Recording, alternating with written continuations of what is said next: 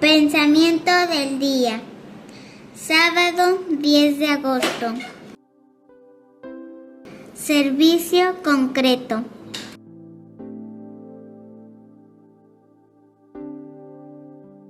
Desde la mañana podemos amar a Jesús, también en los familiares a los cuales damos los buenos días, con los cuales a lo mejor decimos las oraciones de la mañana o tomamos el desayuno.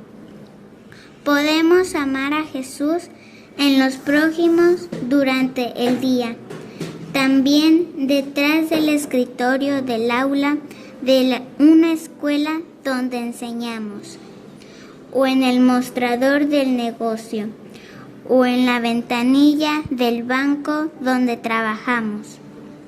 Podemos amar al prójimo viendo en él a Jesús, también en casa, cuando barremos o pasamos el trapo de piso, cuando lavamos los platos o salimos a hacer las compras. Siempre tenemos esta fabulosa posibilidad y podemos estar seguros de que en cada ocasión Él nos dice: lo hiciste conmigo. Chiara Lubich, El arte de amar, Ciudad Nueva, página 101.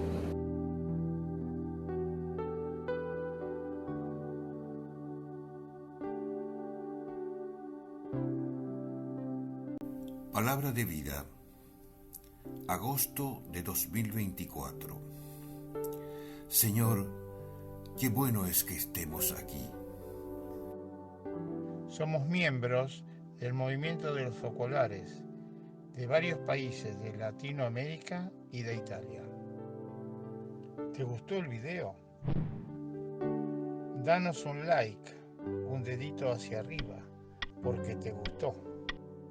Entonces podés suscribirte al canal y tocar la campanilla, así recibirás nuestras notificaciones.